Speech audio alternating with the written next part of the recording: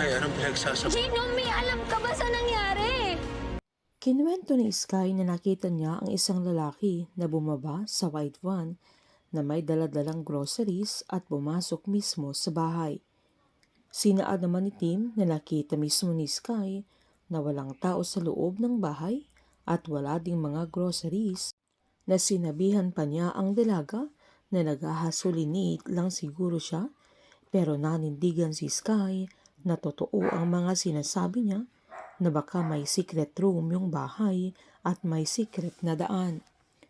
Giniit naman ni Tim na kung totoong andoon ang mga kidnappers at sisi, na paano kung naunahan sila, na hindi sila basta-basta papasok na lang para sa investigasyon, na trespassing yung ginawa ng dalaga at baka makasuhan pa sa ginawa niya. Nangatwiran pa si Sky na wala silang ninakaw at wala silang sinira sa premises, na wala din silang sinaktan sa loob, na andoon sila para matuntun at iligtas si.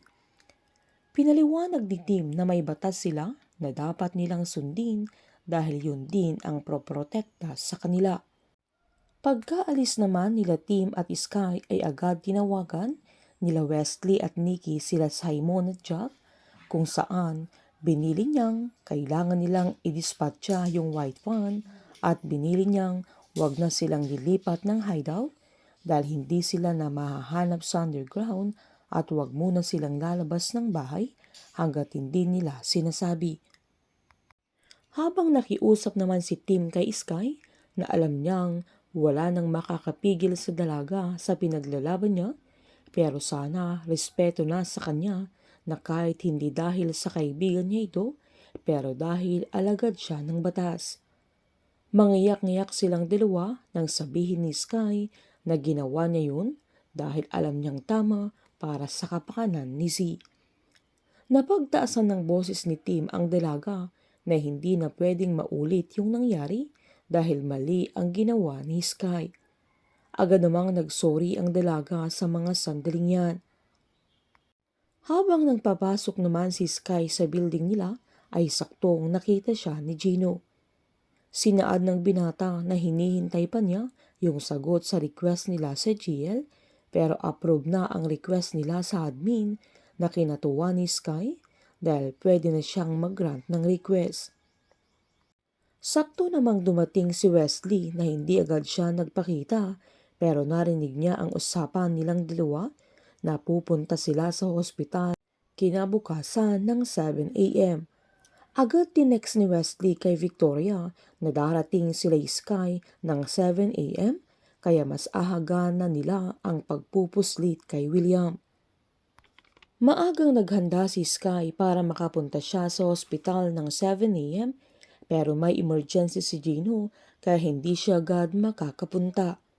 Nagulat ang dalaga nang nagkakagulo sa labas ng hospital at nilalabas ang lahat ng mga pasyente na ililipat ang mga ito dahil sa bomb threat. Sinubukan niyang pumasok pero hindi siya pinayagan, na kahit sinabi niyang reporter siya ng on-cue, sabay tinanong pa niya kung asaan na si Governor William Acosta. Giniit ni Sky sa gwardya at pulis na convicted criminal si Acosta, kaya delikadong makalabas siya. Nang sakto namang dumating si Gino, kaya sinabi niya kay Sky na hindi siya papayag na makaalis ang papa niya doon.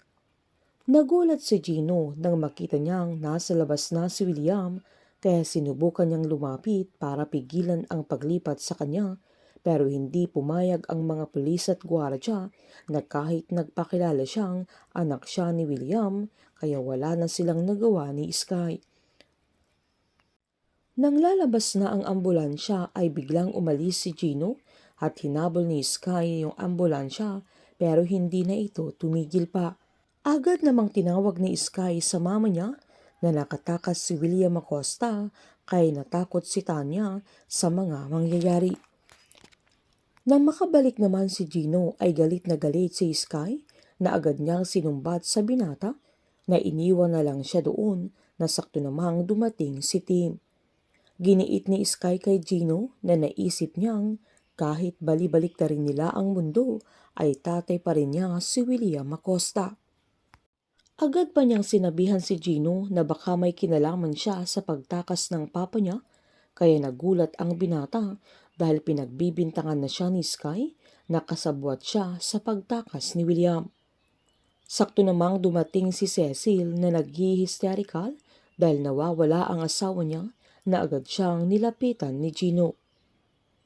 Pinaliwanag naman ni Tim kay Sky na walang kinalaman si Gino dahil nang papunta siya doon ay nakita niya si Gino na pinahinto niya yung ambulansya at nagsisisigaw ito para lang pigilan at buksan nila para hadlangan niya ang pagalis ni William. Nang buksan ng mga pulis ang ambulansya ay wala ng laman at wala na doon si William. Mahirap sa parte ni Gino dahil ginagawa niya ang lahat para matulungan niya si Sky pero nagagawa pa rin siyang pagbintangan ng dalaga. Painit ng painit ang mga tagpo, sabay-sabay po nating subaybayan ang advance episode ng High Street dito po sa aking channel. Patuloy lamang pong manood at mag-subscribe para ma-update po kayo sa mga susunod na episode. Marami pong salamat.